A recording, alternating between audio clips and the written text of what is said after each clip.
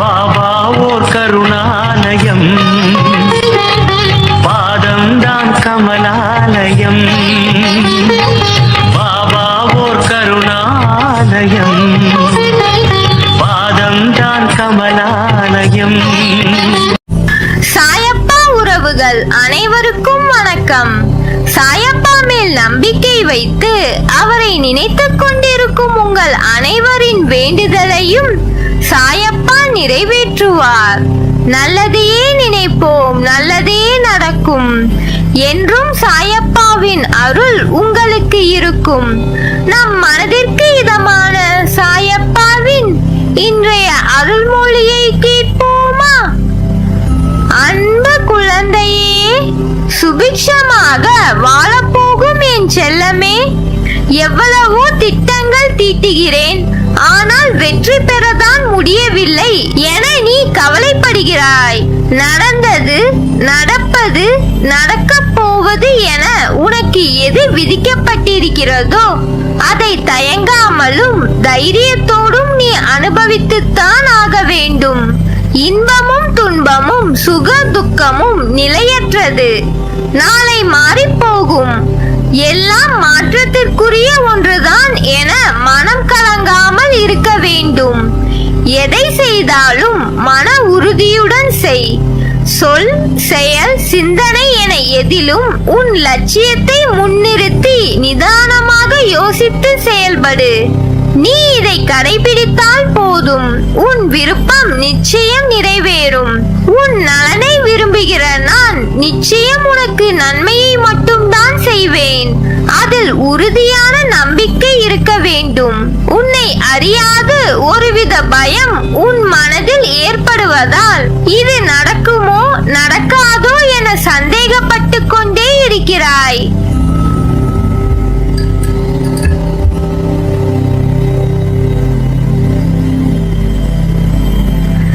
இந்த பயம்தான் உன்னை வாழ்நாளில் துன்பப்பட வைக்கிறது. இதனால் உன் மனம் ஒவ்வொரு கணமும் நிம்மதி மற்றும் சாந்தியின்றி சஞ்சலங்களிலும் கவலைகளிலும் எந்நேரமும் மூழ்கியே கிடக்கிறது. பொறுமையோடு இரு. உன் உழைப்பு என்றும் வீணாகாது. உன் வேண்டுதல் நிச்சயம் பலிக்கும். அதுவும் சீக்கிரமே உன் வேண்டுதல் நிறைவேறும். சந்தோஷமாக இரு, கவலை கொள்ளாதே. எல்லோர் வாழ்விலும் சோதனைகள் வரும். அதன் பிறகே அவரவர் தேவைகள் பூர்த்தி செய்யப்படும். வாழ்க்கையில் என்ன நடக்கிறது? நீ எந்த முடிவுகளை எந்த கட்டத்தில் எடுக்க வேண்டும், அதற்கு நீ எவ்வாறு செயல்பட வேண்டும் என்று அறியாமல் வாழ்க்கையின் வெளி தோற்றத்தை மட்டும் வைத்து இப்படி கற்பனையில் லயத்துக் கொண்டே இருக்கிறாயே. உன் கனவுகளும் கற்பனைகளும் நான் தவறு என்று சொல்லவில்லை. அவைகள் உன் வாழ்க்கையில் நிஜத்தில் இடம்பெற வேண்டும் என்பதுதான் உன் சாயப்பாவின் ஆசை. அதற்கு தான் நான் விதியிடமும் மாயையிடமும் போராடி கொண்டிருக்கிறேன். உன் சிரிப்பை பார்க்க இந்த துவாரகமாயி தாய் என் சிரிப்பை விட என் பிள்ளையான உன் சிரிப்பையே அதிகமாக உணர வேண்டும் என்றே என் மனம் ஏங்குகிறது. உன் கனவுகள் நடந்தால் உன்னை விட நான் சந்தோஷமாக இருப்பேன். உன் கனவுகளிலும் கற்பனையின் ஆசைகளிலும் நீ மிதக்கும் போது என் மனம் பதைக்கிறது. என் பிள்ளை, நீ தவறாக பேராசையுடன் எதற்கும் ஆசைப்படுவதில்லை என்பது எனக்கு தெரியும். ஆனால் நீ நினைத்த விஷயங்கள் விதியின் வசத்தால் நடக்கவில்லை என்றால் உன் மனம் நொந்து போகும். அதை உன் தந்தையாய் எனக்கு பார்க்கும் சக்தி இல்லை. உன்னை உண்மையான உலகியல் வாழ்க்கையில் வாழ வைக்கவே நிறைய விஷயங்களை உன் கண்முன் காண்பித்து நான் நடத்தி வைக்கிறேன். நடப்பவை எல்லாம் பொய் என்ற முகத்தில் உண்மை என்ற முகமுடி போட்டுக்கொண்டு உன் மனம் என்ற கடலில் அலையாய் மாயை என்னும் தோற்றத்தில் உன்னை உள்ளே இழுக்க பார்க்கின்றது. அதை உணர்த்தவே உன் கற்பனைகளை வேண்டாம்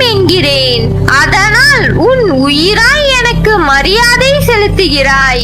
என் வார்த்தைகளின் அசைவுகளை வைத்தே நான் கூறுவதை உணரும் நீ மாயை என்னும் வலையில் சிக்க அனுமதிக்க மாட்டேன்.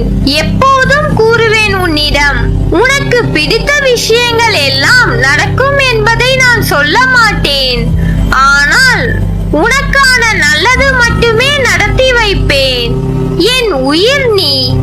உன் அன்பை எதனாலும் ஈடுகட்ட முடியாது. அளவு பரந்த உண்மையான பக்தியும் அதன் தூய்மையும் உன் விசுவாசம், நம்பிக்கை, பொறுமையுடன் இன்று இருப்பதை போல் என்றும் இருப்பாய். என் குழந்தையாய், நம் பந்தம் ஜென்ம ஜென்மமாய் தொடர்கிறது. வாழ்வில் நேர்மையாகவும் உண்மையாகவும் இரு. நிச்சயம் உயர்வு தானாக வரும். நிச்சயம் நீ வெற்றி பெறுவாய். வாழ்க்கையில் வெற்றி பெற்றே தீருவேன் என்று இருக்கும் நீ ஏன் அடிக்கடி நம்பிக்கை இல்லாமல் உன் கடமைகளில் இருந்து பின்வாங்குகிறாய்? மனம் தளராதே. வாழ்வில் பிரச்சனைகள் வரத்தான் செய்யும். அதற்காக எந்த காரியத்தையும் தள்ளி போடாதே. தொடர்ந்து தோல்விகளை சந்திக்கிறோமே என்று வருந்தாதே. விளைநிலமாயினும் அதை உழுதால்தான் பயிரிட முடியும். அதைப்போல் வாழ்வில் தடைகள் எதிர்கொண்டால்தான் வெற்றி பெற இயலும். எதை கண்டும் அஞ்சாமல் நம்பிக்கையோடு முயற்சி செய்து கொண்டே இரு. உன்னுடைய துன்பங்கள் எல்லாம் சேர்ந்து உன்னை பல இடங்களில் விரக்தியின் வெளிப்பாடாய் கோபப்பட வைக்கிறது. அது உனக்கு நல்லதல்ல குழந்தையே. கோபம் ஒருவரை வாழ வைக்க வேண்டுமே தவிர வீழ்த்தி புண்படுத்த கூடாது. எனக்கு எதிராக தவறு நடக்கும் போது எப்படி கோபப்படாமல் இருப்பது என்று நீ என்னை பார்த்து கேட்பது புரிகிறது. கோபம் நல்லதே. அதை இடம் பொருள் உணர்ந்து வெளிப்படுத்தினால். கோபம் நெருப்பு போன்றது. நெருப்பு விளக்கு ஏற்றவும் உதவும், அதே சமயம் வீட்டை எரிக்கவும் செய்யும். எனவே கோபப்படுவதற்கு முன் ஒரு நிமிடம் நிதானமாக நன்கு யோசித்து செயல்படு. அவசரப்பட்டு வார்த்தைகளை கொட்டிவிடாதே. உன்னை நேசிக்கும் உள்ளங்கள் மீது என்றும் கோபப்படாதே. ஒன்றை புரிந்து கொள் குழந்தையே. வாழ்வில் சாதிக்க, வெற்றி பெற நம்பிக்கையும் ஊக்கமும் தான் அவசியம். அது இருந்தால் கல்வி அறிவோ பொருளாதாரமோ இல்லாதவனும் கூட முன்னேறுவதும் வெற்றி பெறுவதும் உறுதி. நீ எடுக்கும் முடிவுகளை நிதானத்தோடும் நம்பிக்கையோடும் பிறருக்கு தீங்கு இழைக்காத வண்ணம் எடுக்க வேண்டும். தேவைகள் எப்பொழுதும் மாறிக்கொண்டே இருக்கும்.